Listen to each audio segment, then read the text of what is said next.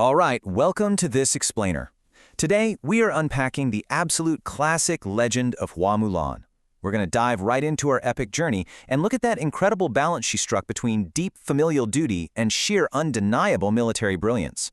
You know, this is a story from way back that's believed to be true, or at least mostly true, and there is a very good reason it has been captivating audiences for centuries. If they find out you are a woman, you know as well as I do that you will die. Just think about the stakes for a second. Those are the actual life-or-death words spoken by Mulan's own father. I really wanted to start right there because it immediately sets this intense, heavy tension before we even get into the broader war. You know, this wasn't just some playful costume change. It was a desperate, literally fatal gamble. So that brings us to part 1, the Emperor's Call to War. Picture this. Many years ago, China was suddenly engulfed in a massive, sweeping conflict. The situation got so incredibly dire that the emperor laid down a brutal mandate. One man from every single Chinese family absolutely had to leave their home and join the army. No exceptions whatsoever. While Mulan, who was just a teenage girl living in a faraway village, overheard this terrifying news. Panicking, she runs to her ailing father. He was just sitting there quietly performing the simple act of carving a pattern into wood when he confirmed the mandate. This was an old man. He really hadn't been well, and yet he was already resigned to packing his things.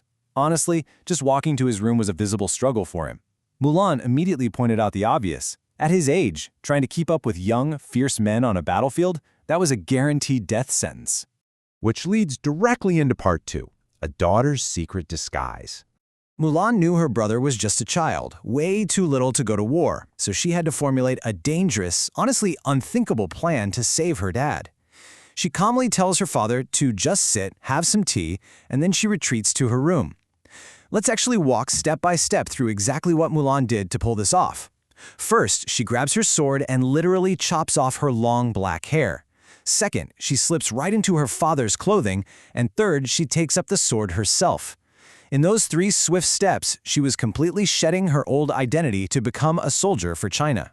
Putting on her father's robe, you know, that long, loose outer garment that reaches all the way down to the ankles, that's what really finalized the physical disguise. She walks back out to him and says, "Look at me, I am your son now. I will go in your place and I will do my part for China." Her father, as you can probably imagine, was completely horrified and literally begged her to stop.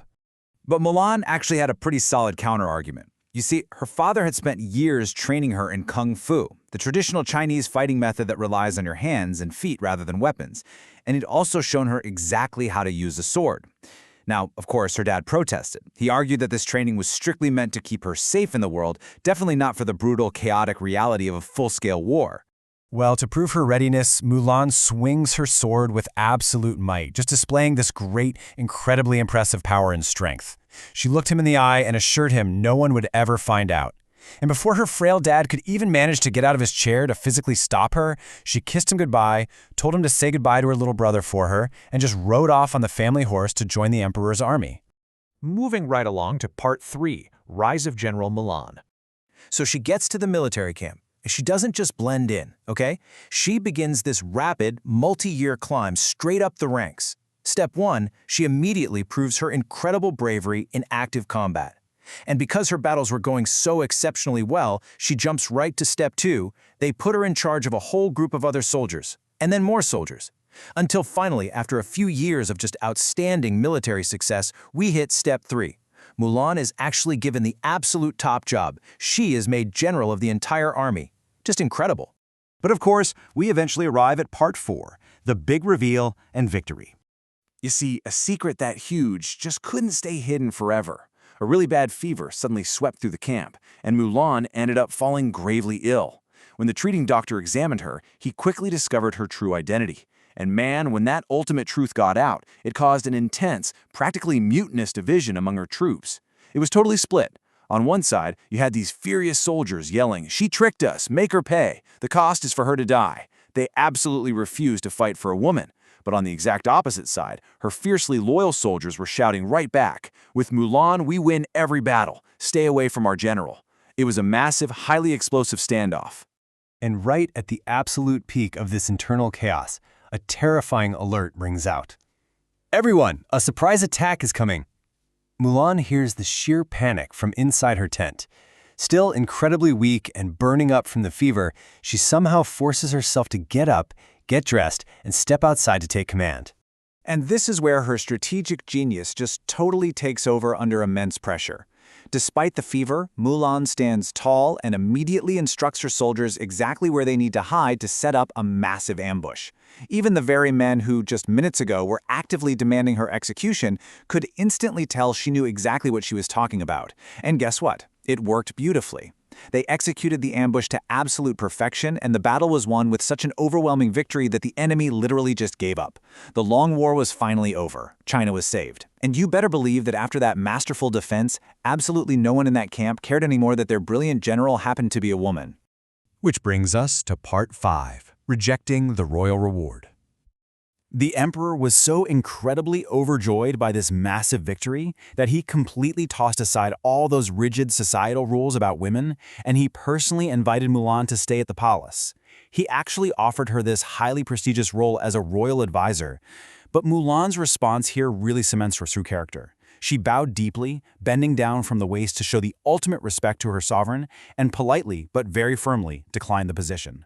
Because after all the glory, the promotions, and the bloodshed, the thing she wanted most in the entire world was simply to go back home to her family.